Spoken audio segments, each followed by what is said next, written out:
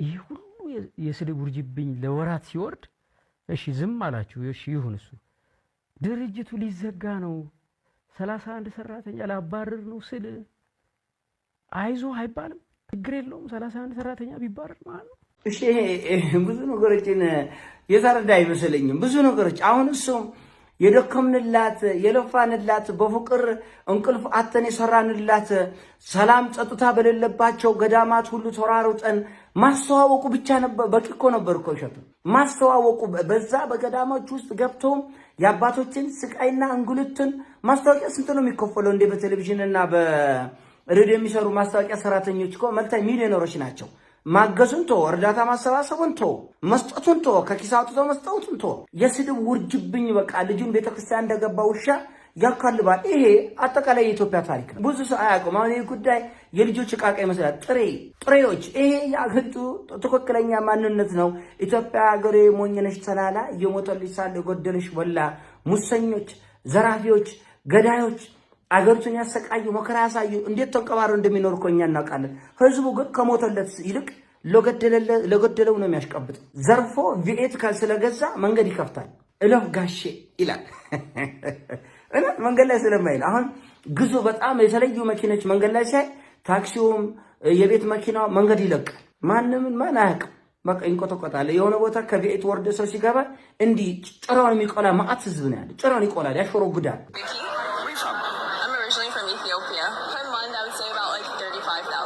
የጎቢሽ ምንጭ ምንድነው ሲላት ስራ የለኝም ማለት የኢትዮጵያ ገበሬ ደሙን ተፍቶ የሚከፍለው ግብር እሳ ኒውዮርክ ውስጥ የምትዝናናበት ነው። $40,000 ማለት $6.5 ሚሊዮን ማለት ነው። ዞሱ ወልዶ ገርኪስ የሚባል የቀድሞ የገቢዎች እና ምናምን ባለስልጣን በቃ ኢትዮጵያ እንደዚህ ነች። ዘራፊዎች አቤት እንደ ወርቅ እንደ ማርና ወተት እንደ ማርና ስትንቆባከብ ጉድ ነው የምትሉት። የኔ ማር ነው የምትለው ገዳዮች። ዛሬ ሁሉም እየተነሳ አሰብ ይላል። ለአሰብ የሞቱ አባቶቻችን ደማቸው ፈሰሰ፣ አጥንታቸው ሜዳ ላይ የቀረ ጅብ የበላው አሞራ የበላው የኛ አባቶች ቀድሞ የኢትዮጵያ መከላከያ ሰራዊት አባላት እኮ ዛሬ እንደ ቆሻሻ ነው የሚታዩት። የት እንደወደቁ እንኳን አይታወቅም። ለአሰብ ለኢትዮጵያ አንድነት ለኤርትራና ለኢትዮጵያ አንድነት ደማቸው ከፈሰሱ ኢትዮጵያውያን በላይ ለደቡብ ኮሪያ የሞቱ ሰዎች እኮ መሬት አግኝተዋል። ኢትዮጵያ ውስጥ ግዙፍ መሬት አግኝተዋል። ለደቡብ ኮሪያ ሄደው የተዋጉ ኢትዮጵያውያን፣ ሱዳን ዳርፉር ሄደው የተዋጉ ኢትዮጵያውያን ስንት ነበር? የተባበሩት መንግስታት ድርጅት ሲከፍላቸው የነበረ በጥሬ በዶላር ነው ሲከፍል የነበረ።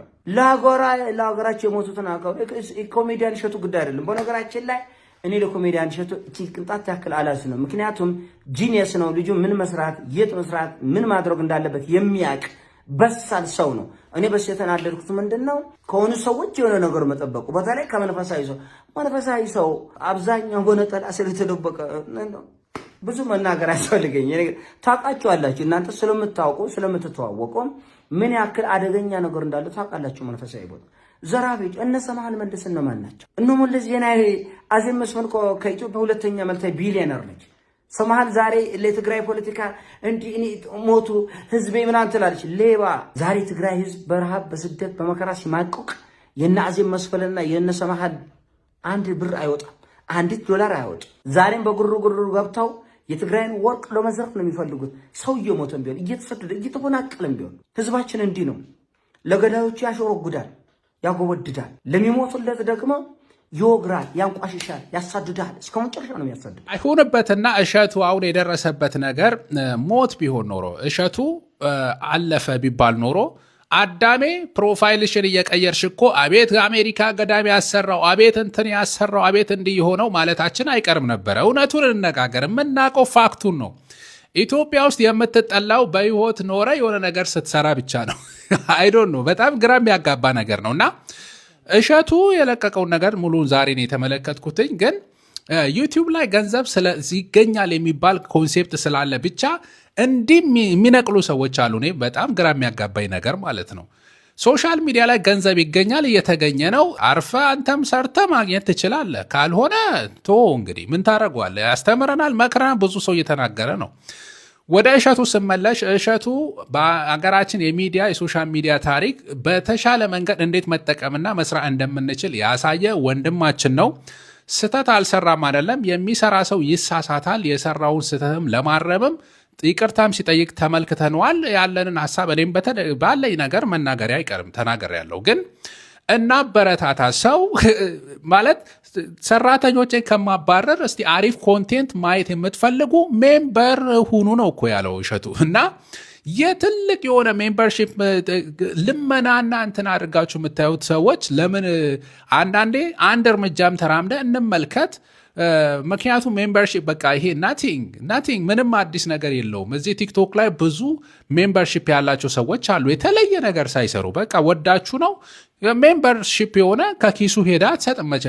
ያለው የፈለገ ይሰጣል። ገሚሰጠው እሪ ለሚለው አንተ ለምን እንደምታብድ ነው ግራ የሚገባኝ። ለማንኛውም እሺ ይመች፣ በርታ፣ ተመንደግልን። እኛም ያንተን ፈለግ እያየን ሚዲያ ላይ እንዴት ጥሩ መስራት እንደሚቻል እየተማርን ነውና እንቀጥላለን።